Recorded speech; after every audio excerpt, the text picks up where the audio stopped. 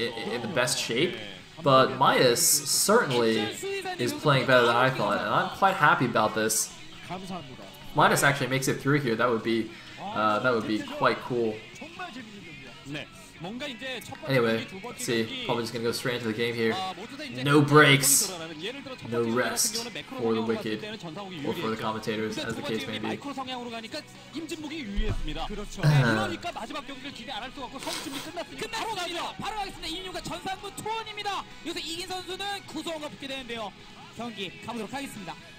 Alright, so here we go into game number 3. On Fighting Spirit. Love me some Fighting Spirit. Okay. Oh, it looks like the players were already in yellow and red. It's quite convenient. So, we got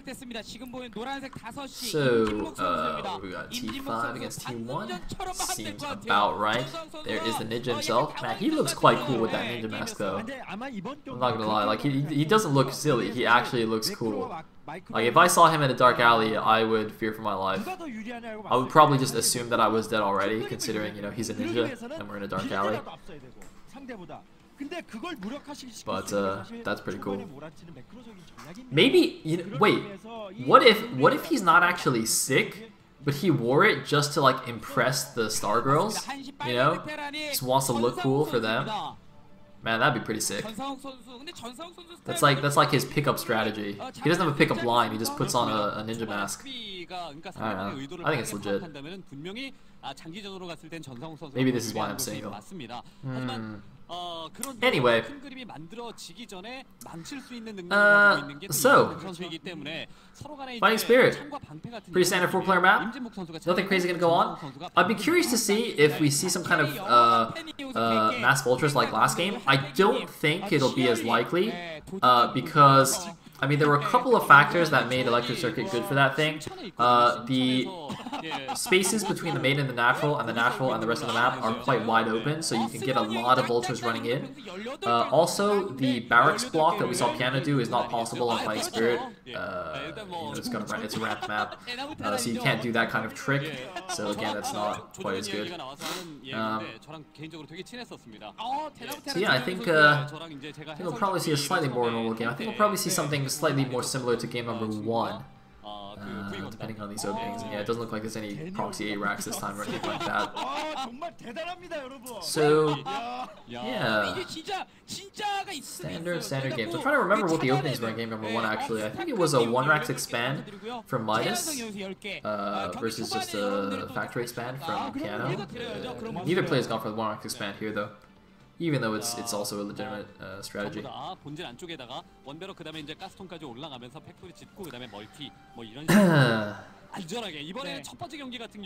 So there is the factory, and I see some SCVs pulled off gas here for PianO, so he's almost certainly going for the fast expand. The curious depot positioning is just put on the left side of his base. I guess it's just a bit of a spawning depot. I get see wraiths or dropships or things like that. Meanwhile, we also have 2 guys pulled from the gas of Midas, so he's also going for a fast expand. So both players going for fast expand. I think PianO actually pulled all 3 guys from his gas, as opposed to just 2 from Midas. So, you know, he might get his command center just a touch faster, but, you know, that's a very, very minor difference, I think. I don't think it's going to play a huge difference in the long run. You know, Midas, of course, will have slightly more gas, so he might get his siege mode or his mine slightly faster, whatever he decides to go for. Yeah, so there's his command center. No command center yet from PianO, actually.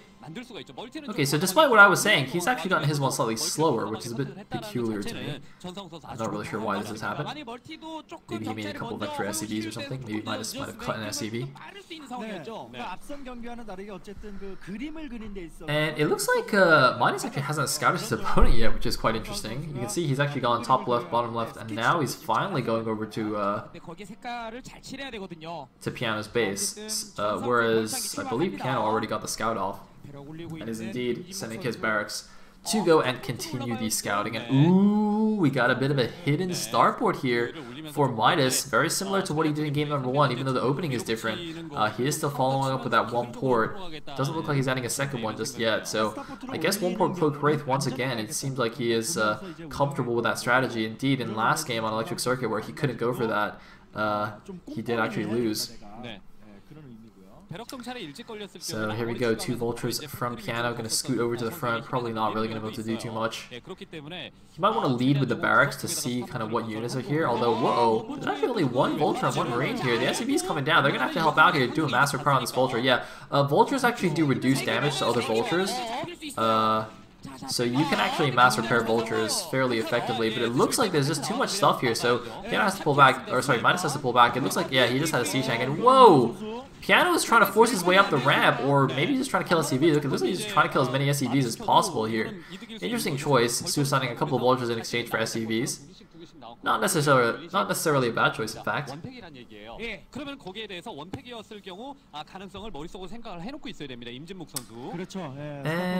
there is the starport making race. There is no control tower, so it's not going to be a cloak. And we are seeing a starport on the other side here, so it seems that both players do actually quite like their wraiths. We saw this in game number 1 as well. Is PianO going to go for the 2 ports like he did in game 1? Or is he going to stick on 1 port as well this time? He's already got his armory, so he can also make some Goliaths to support as well, if he feels like he needs them. If he's, if he starts losing the air battle. Here we go, the 1 Wraith poking in, ignoring the SCs for now, just going for a scout. Always gotta be careful. Goliath's getting a shot off. He sees the Goliath. Will he see the starboard? He's not gonna see the starboard, crucially. And that could be interesting. That starboard, by the way, could actually just be for dropships if he's making Goliaths. I feel like actually that's probably just for dropships. For PianO. For Midas on the other hand, I'm not too sure, because you see PianO's already got the 2 factories pumping, but Midas still only has 1 factory. So I think for Midas, that's probably Wraiths, and for PianO, it's probably dropships. No, never mind, he doesn't have a control tower. What? I could have sworn he built a control tower. Alright, I'm just terrible. Both players making Wraiths. I should have just stuck with my original plan there, which is that both players are playing Wraiths. I guess the reason that Midas is still just pumping from the 1 factory is because he's making tanks, whereas his opponent's making Goliaths, as you can see, so it's slightly cheaper. I suppose that's the difference here in the production. Anyway, the Wraith's gonna try and take out this barracks. Not gonna happen. And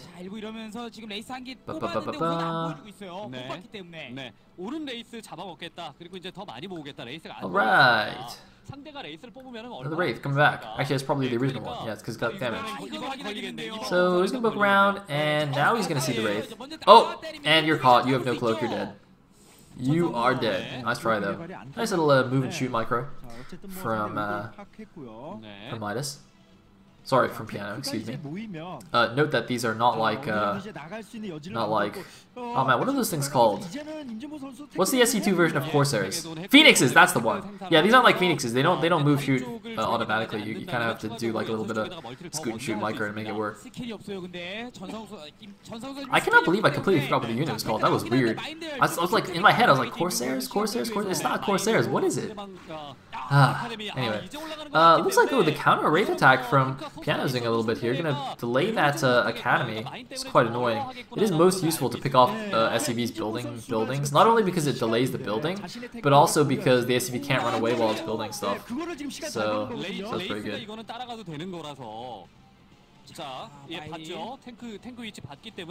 Anyway, we got some tanks moving now. Gotta be a little bit careful. There are mines on the map, but the good thing about Terran Mech is everything is like insta-shot. There's no delay like with Dragoons, so you can, once you get a decent number of ground units, you can fairly safely just move across minefields. And it's not too big of a deal. These Wraiths though are doing way more damage than I think they should be. And look at this, I mean, they're still delaying this armor. How many kills are these Wraiths getting? What is going on here? I don't know why PianO is able to do so much damage to these Wraiths. Anyway, looks like Midas is just going for a big counterattack on the ground, but I don't see how that's going to actually work. Alright, looks like 1 cloak Wraith from Midas finally cleans it up. And here we go, he's moving in. No siege mode for either player. in these low numbers, you don't actually necessarily even want siege mode. An unsieged tank actually has higher DPS than a tank in siege mode. The reason siege mode is good is because of the range and the splash. But in terms of pure DPS against just one unit, non-siege tanks actually are slightly better. So that's why you see in these very early game engagements, oftentimes the players don't use siege mode. It's not worth it. Anyway, here we go. Looks like that attack from Midas didn't really do anything, so now we're having a counterattack from PianO going towards his natural. I see something on the right side at 3 o'clock as well. I'm not sure what that is. That might just be some vultures and mines or something. Or is he dropping? Is there like a vulture drop going on, or is that a wraith? Something's going down in Midas's main. Oh, it is a drop! What drop is it? Tanks? Vultures? Goliaths? SCVs? SCV bomb the SCV line? That'd be pretty cool. Anyway, PianO though losing a good number of his siege tanks in the middle of the map, but there's the vulture drop. Midas looks like having to pull all his SCVs. Doesn't really have any units at home to defend just the one siege tank. Gotta be careful. Those vultures, do they have spider mines? I'm not really sure, but gonna delay that factory again. Looks like the wraith's just gonna go after the dropship, but there we go. They do have some spider mines, laying some spider mines, so the tank has to just chill for a little bit here. Oh no! He's siege modded and got hit by the spider mine. Oh man, those poor tanks, although he can't just repair them now though. That's been taken care of. Anyway, alright, so Midas has lost a few SCVs, but PianO lost a good chunk of his siege tanks. And I don't know, I think the game is still fairly even, although you can see the economy of PianO is pretty strong right now. I think Midas might want to make something happen here. He's going to do a bit of damage with his wraiths, but there isn't too much they can do with these Goliaths running around. There is Comsat already as well. But looks like PianO, despite losing those tanks in the middle of the map, is going to continue being aggressive here. Now the wraiths of Midas are the ones that are going to be annoying. Oh, there's a scan, but I think 2 wraiths will beat 1 Valkyrie, unless... Well, they need to spread out. Oh, there's actually 3 wraiths there. Okay, then they definitely beat a Valkyrie. So that was a bit interesting. But uh-oh, are we just gonna have like an elevator into the main base here? He could siege up some tanks on the low ground and then go onto the high ground as well. Just elevate himself up. Oh man, this is gonna be pretty brutal for Midas. But Midas is actually gonna catch this remainder of the army on the bottom. But he's actually just gonna run away here for some reason. I thought he had an advantage, but it looks like he's not. He's bringing his wraiths back to help defend this. If he can actually snipe the dropship while it's loaded, this could be good. He needs to snipe the dropship. It's got units in it. He's gonna kill it. But 3 vultures do get out anyway, so at most I think he just lost a vulture or a Goliath there. However, there's no anti-air here, so the wraiths can actually just pick off the tanks by themselves. Yeah, so just having to lift that starport, but Midas will be able to clean this up. However, PianO, meanwhile, is getting his 3rd base at the 6 o'clock, just keeping up this non-stop pressure. Note also that if Midas wants to take a 3rd base, it'll be slightly more difficult, because normally he would take the 3 o'clock, but in this case, obviously, there's already mines there, and PianO keeps attacking there, so I think he might have to take the 12, which is a little bit harder to defend. So in that regard, PianO has a slight advantage here. And just overall seems to be a little bit more on the ball with his control, a little bit more on the ball with his multitasking than Midas is, at least in this game. Anyway, there's a scan presumably from Midas just to see what's going on here. He's going to see there is 1 Goliath, but I think he's got enough wraiths to take that. He's got like 5 wraiths there, but it looks like he doesn't want to risk it. It does take like 5 or 6 wraiths just to be 1 Goliath because they use so little damage against ground. Anyway, PianO making a bit of a mistake there, running a couple of units into siege tank range, but you can see Midas is now taking the 12 o'clock. In fact, impossible for him to actually take the 3, so he's going to start establishing some tank lines. And it looks like, despite all this really crazy early aggression, the game is somewhat stabilized now, and we're starting to draw the tank lines. I'm really loving these playstyles, though. Really mad props to PianO, just playing really active TVT here. You know, he's not like some Terran players who will just turtle up on 3 bases, especially in Fighting Spirit. It's so common to see Terrans just sit around on 3 bases and just not do anything. Maybe do a little bit of a ultra harass here and there, but basically just wait and just draw tank lines. But PianO just making every stage of the game exciting. Really awesome. Actually, I think on Thursday when somebody asked me who I'd pick for my top 3, I said PianO would be 3rd in this SSL or something. I think I said that. I think I picked Pusan for 1st, and then Killer for 2nd, and then PianO for 3rd. I vaguely remember that was the case. I basically just picked randomly because I have no idea. Anyway, it looks like we have some vultures moving up the left side. Are they gonna stop the Command Center from finishing? That's such a pain in the butt. That's really annoying. That's just so frustrating. The perfect timing there.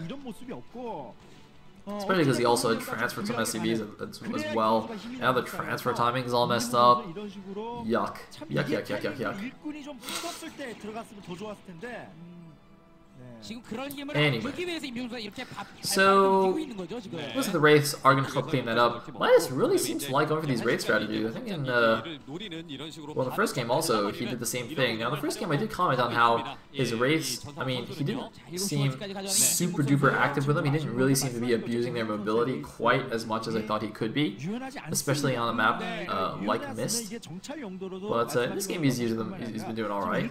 Now PianO is going to take the bottom left base. It looks like we're going to just have a nice horizontal split of the map here. So the crucial battle, I think, is going to be right now.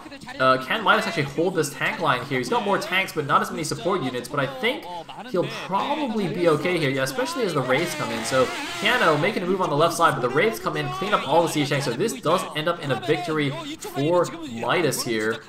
Meanwhile, though, oh, the Blast catching up, but only going to grab one of the Wraiths.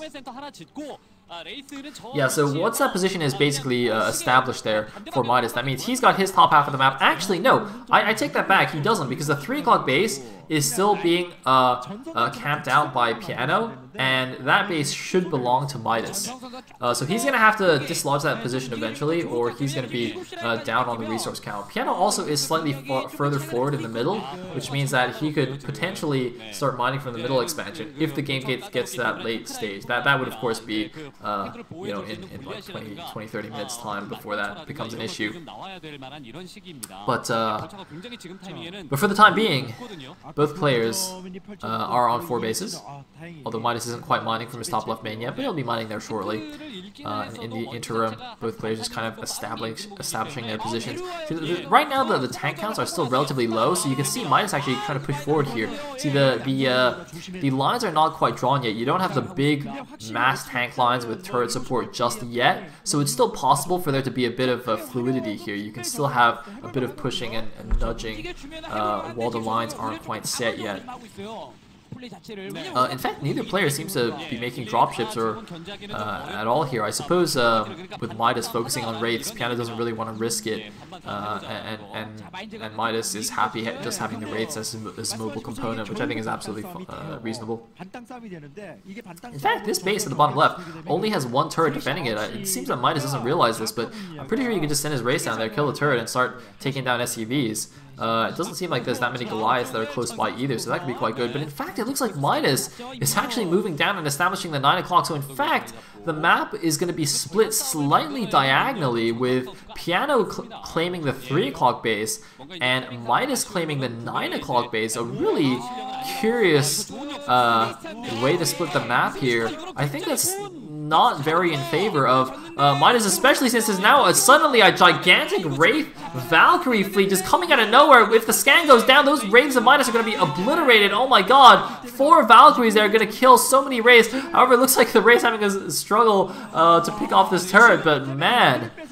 PianO, this is what he was doing while we were not paying attention. He was, in fact, massing up his own air fleet. He's got to be a little bit careful, though. We do have some more brown units coming in. But see, the reason I said this is a little bit more of a tricky base to take is look at how far away by ground this is from Midas' natural. He has to go all the way across the map, so reinforcing this position will be fairly difficult. Of course, the same goes for PianO, since his infrastructure is at the bottom right. Although it looks like PianO is switching into a lot of air here. He's getting he's researching Cloak for his Wraiths. He's going 3 starports, all with control towers, which is interesting to me. Wait, does he have a physics lab somewhere? I don't think I saw a physics lab. But if he was going mass Wraiths, he would not need control towers on all 3 of those starports. He would only need the 1. Maybe he could just be making a lot of Valkyries, but again, 3-port Valkyries seems a bit excessive to me. I'm holding out hope for battle cruisers here, even though I haven't seen the physics lab yet. Anyway, the map is now split 50-50. Split diagonally here, and it looks like all the bases now have command centers at them, even though they're not necessarily mining yet. Since this is a TBT, in fact, you don't even need to really have that many SCVs mining minerals at all the bases. As long as you have all the gases, that's the important thing, because you know, at this stage, all the units are very gas heavy. Wraiths, Valkyries, Goliaths, tanks, etc. They're all extremely gas heavy. And we have 2 additional armories. I think this is a battlecruiser switch. He obviously has armories already upgrading his ground. He's now getting the additional armories to upgrade his air attack and armor. So PianO is certainly going for battlecruisers right now, which is awesome. The late game battlecruiser switch. And it looks like he also has a random bunch of vultures that he just run straight through the tank line. except not, because I don't know why those vultures went to the left. If he had all gotten them all to the 12 o'clock, could have killed a lot more SCVs. But here we go. SCV Massacre at the 12 o'clock here. Really cool little move by PianO. Again, just being really, really active in all stages of the game. I really want to see a battlecruisers now. Where are the battlecruisers? Battlecruisers! Anyway, looks like those vultures are going to get cleaned up, but not after killing a good number of SCVs. And, oh, looks like we have a drop going along the right side as well. 3 drop ships. Still no battlecruisers? Man, I really hope he does make battlecruisers and I'm not just completely stupid. Anyway, but you see, this is my point. You see, Midas is going for mass raids, so he's not building control towers. Anyway, there's the big drop in the main base here. A lot of Croak raids, but the mass Valkyrie is obliterating the raids. Oh my god, this drop is so devastating. It's going to be so difficult for Midas to dislodge this because he doesn't have dropships. He only made wraiths as his air component. And look, it's in the main base. It's tucked away behind all his buildings. I don't know how he's actually going to dislodge this. This is going to be ridiculously bad for Midas. Oh man, here he goes. There is the siege up. He's going to have to just creep his way forward here, but it's going to be so painful. Oh man, Midas. Big mistake there, I think, just relying on those wraiths, especially after he already saw that PianO was going for Valkyries, and he just kept making wraiths. And it looks like all these, all those starports are just making dropships for now. But then I don't understand why he pulled the 2 extra armories. That seems a little bit strange to me. Maybe he's just thinking, like, really far into the future. He's not going to make the battlecruisers until he actually has upgrades for the air, which sort of makes sense. Anyway, there's another big drop coming in. He's unsieged everything. He's going in. Midas' main base is in severe trouble now. Oh man, and now his depot farms are going to go down. He's going to be supply blocked, and the factories, in fact, are going to be under siege. Once the factories are under siege, the game will probably just end straight away because Midas will no longer be able to reinforce, will be able to pump out any units. Man, Midas needs to like pull back some of the tank lines from the front here. I mean, I know you don't want to give up those positions in the middle of the map, but he needs to save his main base right now. His main base is just disappearing. Is he just going to relocate? Is he just going to rebuild everything in the top left? It looks like he might just sack his main and just rebuild everything, because there's just no way for him to deal with this in an effective manner. And here we go. He's got a few raids left over, but there's still a good number of Goliaths there. He's trying to figure out how to at least let his factories stay there, but he's just lost all of his depots there. The entire depot farm is gone. He's lost his armories as well. And PianO, just with the non-stop drops here, he senses the weakness here. He's found the weak point. Rather, he's created the weakness for himself, and he's now moving in. Oh my god, he might just drop on top of all those siege tanks. That would be crazy. I think he just tried dropping directly on the siege tanks and killing them all. That would be absolutely devastating, especially since it's like impossible for PianO for Midas to reproduce now. You can see he's just lifting his factories to relocate them. No, those are going into the main base. And there he is, going up front. Wants to take out the factories. Oh man, Midas actually just landed them again and made machine shops. He needs to just lift everything right now. Dude, Midas just migrate the factories, just do a mass lift. GG from Midas! He doesn't even try. It's already too late for him. Midas was massing starports at the top left, but it looks like he felt that he just didn't have enough time to